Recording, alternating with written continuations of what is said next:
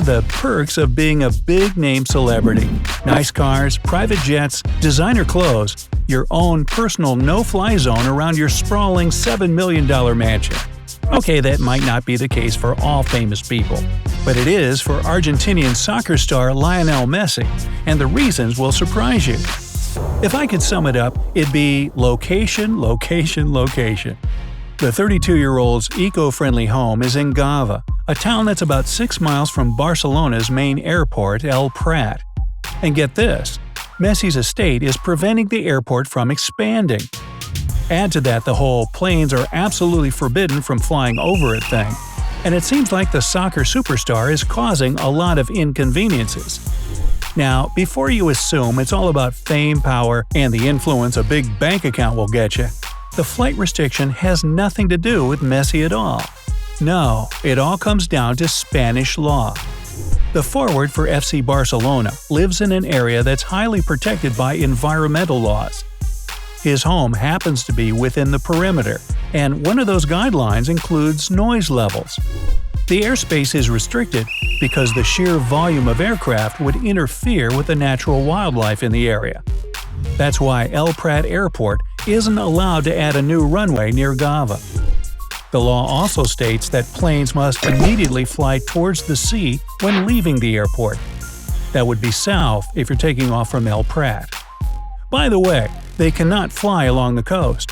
Lucky for Messi and his family, Gavà is due west of the airport if you go along the coast. So it's more so, thanks to luck and legal stuff, that Messi is well protected from an airline getting too close to his property.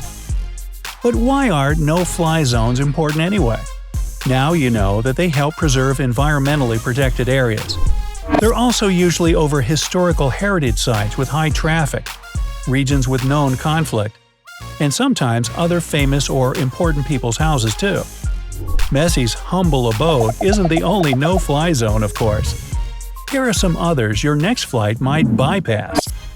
Boundary Waters Canoe Area Wilderness in northern Minnesota, home to 1 million acres of pure, breathtaking nature. The U.S. Forest Service keeps this area well protected. This forest is one of the most popular spots in the states for fishing, canoeing, and hiking. It's also home to glacial lakes, metamorphic rocks, and microfossils. Windsor Castle, UK.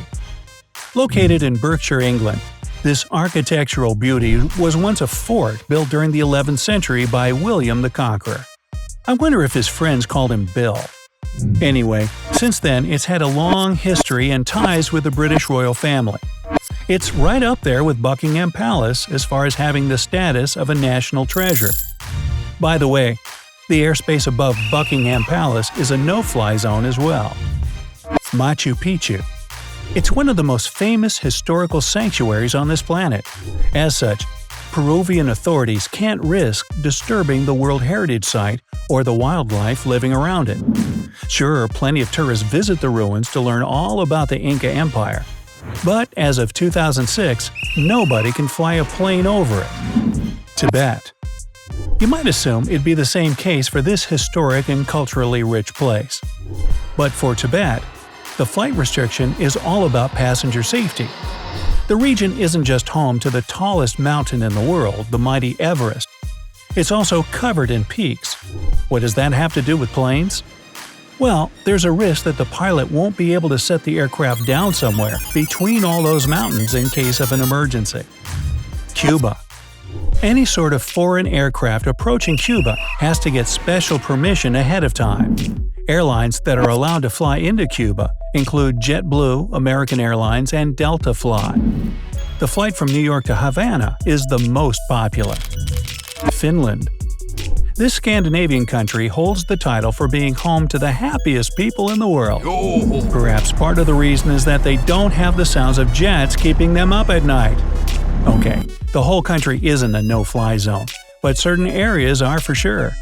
That includes the space over their nuclear power plants, and the area around their oil refinery is completely out of the question also.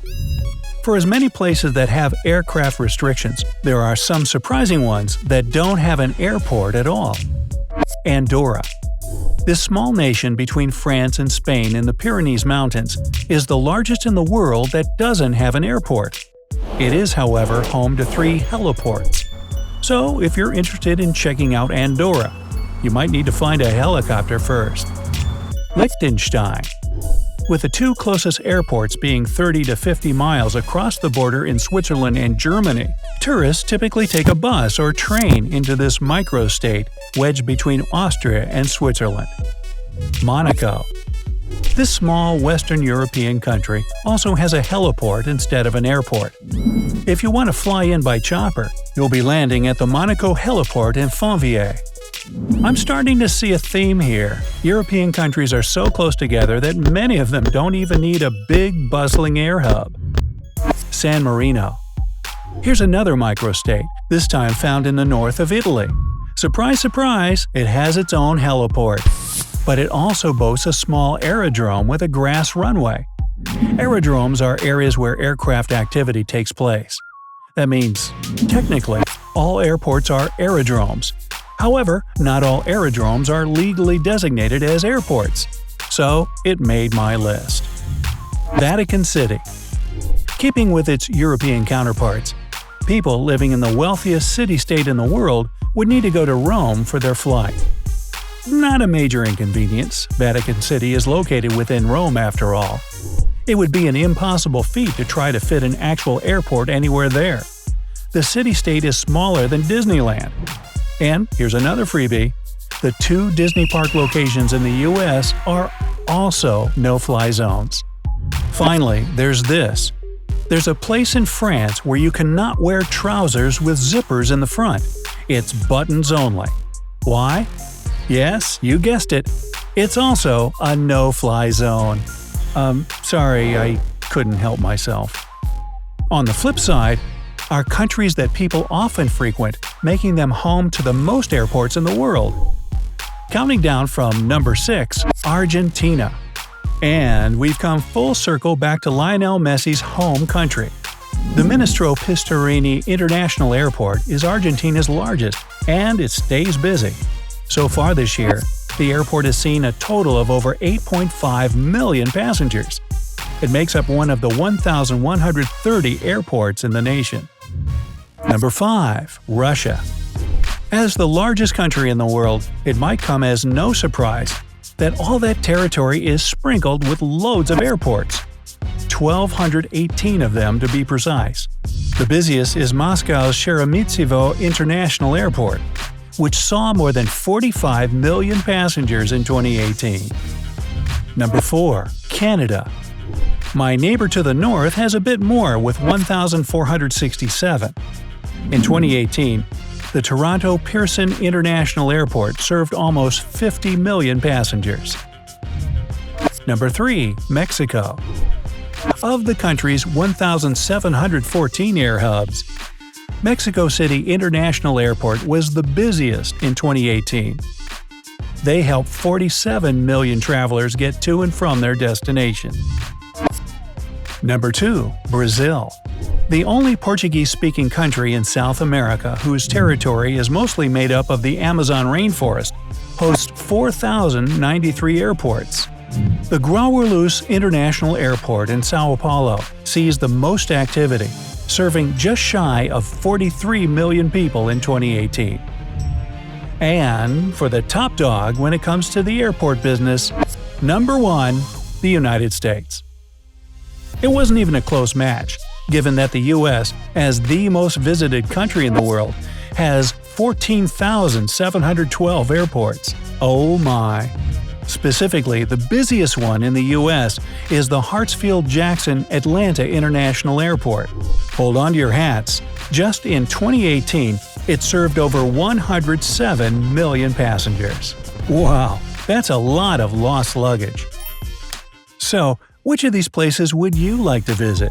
Have you already been to any? Let me know down in the comments. Now, if you learned something new today, then give the video a like and share it with a friend. Here are some other cool videos I think you'll enjoy. Just click to the left or right, and remember, stay on the bright side of life.